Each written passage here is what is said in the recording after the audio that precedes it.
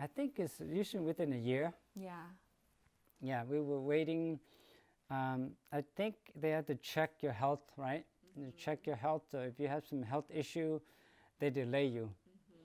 So I don't know if my father or my mother has some health issue or something like that, but I think we were delayed once or twice. And then once we get past those delay, when we clear, then I think they clear us to go. And I think within a year, or I say around 2 years in refugee camp, and then we came to another place in Thailand called Loy, Thailand. Loy is the place where they bus you from the camp, refugee camp, to that place. Then you stay there for a couple of weeks. They take care of your medical health, everything, clearance, before you can take the plane and come to America. Okay? So you have to be in this concentration camp, more like another concentration camp, but it's in the city, closest to the airport, somewhere in Thailand. I remember the name Loei, L-O-E-I, Thailand. And if you look it up, I think we can find that in Thailand. There is a center for all, where they house all the Hmong people before they ship them to America. Yeah. We stay there for like 1 week or 2 weeks. And then after we get all our medical checkup and everything, then we were boarded into the airplane, and we flew on the meadow bird, what I call it, and then we landed in Spokane, Washington. That was back in 1980. So we were in Thailand camp from 78 to 79. So from 76, 70, 75, 76, 77, those 3 years, we were somewhere caught between the resistance force and the Vietnamese takeover of Laos, and before we crossed to Thailand in 78, 79. And then at the 80, around June, we came and arrived in America, in Spokane, Washington, which is, I think, of all my diaspora memory, I think Spokane is the only place I remember that my dream become more realized and my nightmare start to fade. So that's how I remember America. And in Spokane, the reason I said that is, as human beings, we see nature as our guide the most. And one of the dominant element of nature that set my hope and dream differently is snow. Spokane. So the snow of Spokane set my day and my new hope in America, because I had never seen snow. So when I saw snow in Spokane, Washington, I knew I was in a different country. And my hope and dream changed from then on. What was the most cultural shock I have? Not being able to use bathroom. What do you mean, not being able, like not knowing how to use it? Yeah, not knowing. I don't know this bathroom. Do I know the bathroom in America? No. Because in Thailand, we never use bathroom. We go out to the hill, right? My dad, we come to America after the airport. In the airport, they tell us this is a bathroom. You can go sit in there. But we never know where bathroom is, right? In fact, maybe we never use bathroom in the airport. It was a 16-hour flight. Oh my gosh, bathroom, And then we land in America, and my aunt take me to the bathroom.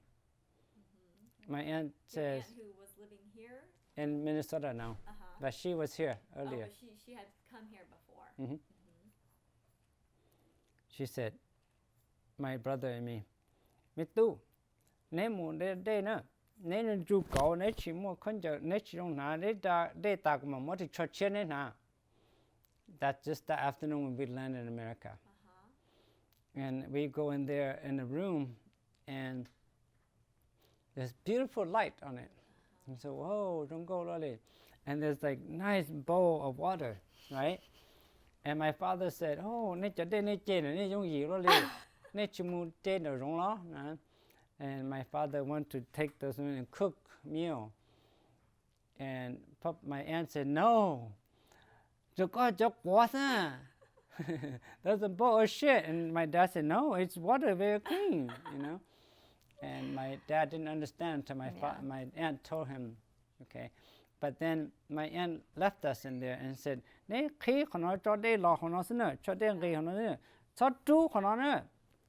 And my brother and I was a little kid.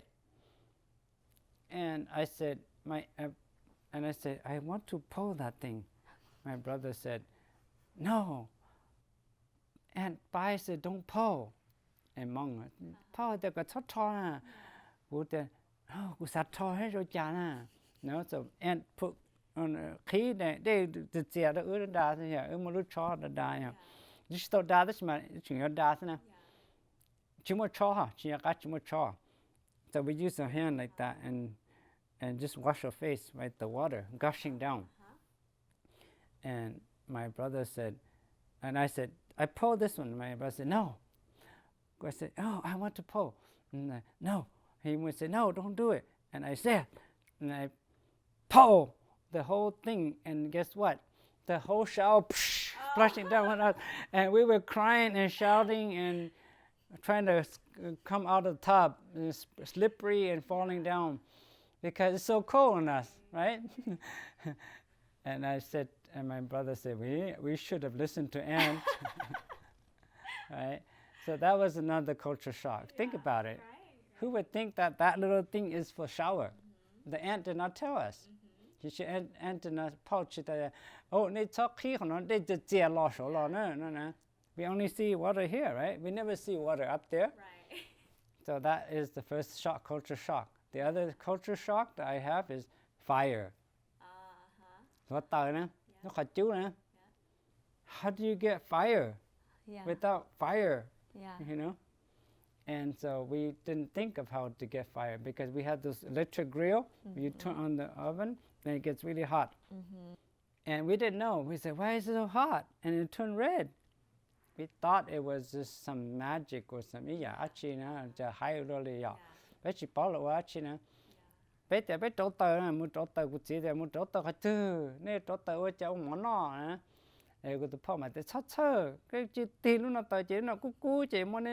Nó có cho số trên nó cún như nếu tôm bò tao đây mà vậy phải bay ở rồi bây giờ chỉ cũng chỉ là cũng nhà mà bảo ở cái thứ rồi cũng chỉ my dad when he first came here that night he wanted to go use restroom. Remember he think the bowl of water is the place where you can drink, so he never go poop in there. So he go into outside in the wood and cho tệ mi cả lên cổ ta nhưng mới chân tung thôi á. So my dad went to use the bathroom like in Laos. That's how we did in America. Right. So no one the upper road Popeye my dear. What's that going the corner? Why do you do that? There's a bowl for you to sit on. He's like, nope, I've been drinking water out of it. But my father, also very far away in another country, didn't want to sit on that bowl. It took him a week to learn how to sit. You know how my father sit? He said if he sit close to it, then his poop was going to splatter over him, his butt. So he sit with his leg standing on top of the, wheel, with high like that. He sit really high up. Yeah. The irony is, there's splatter more. Right? See those Hmong people coming to another culture, that's how they use bathroom. See, they don't know. Nobody teach them. Right. So my dad, we found him standing up like that for many times until somebody tell him, the best way to use is sitting lower, Yeah, not yeah. standing high. Yeah. Because you stand high, your poop's gonna splatter up more. Yeah, Splatter up more. that's true, y'all. Because I think when the Hmong people came here, it was like you got here and then it was like you're on your own, right? Yeah. It wasn't like a A how guy. to live in the USA. There was no YouTube video. There's no Hmong media to teach you. Right. It was just you there. You're the first people here. And of course, we're sponsored by religious entity like church, non-profit organization, people like that. They're kind, but they don't have enough time to come in everybody orientation, right? They don't say, okay, come over here, we'll teach you how to use toilet, we'll teach you how to shower. They don't teach you like that. They just throw you to an apartment or throw you to live with your uncle and expect everybody to know it before. Yes, not everybody is taught the same time. I wish there was like a class to teach us how to use those things before we get to America, but they didn't have those, right? Even in Thailand, they don't have all this fancy amenity like we do in America. So in America, we have to just being exposed to it, and that's shock. Hot and cold water was something we never heard of. We only have hot and cold water. Hot water we had to boil, right? So in America, you can turn the other side and get hot water, turn this side and cold water. See? My aunt tells us not to turn the other side too. But she only turned to this side where the cold water is, right? And imagine what we would do if we turned that side, right? Yeah. So culture shock like that was another thing. The other thing for me and my parents was the hardest part was, where do you get your food? My dad, they say, you have to wear your muntiero, what like that. Cái chỉ cả chúng mà chờ có tế ya, nhá apartment nên đó ya.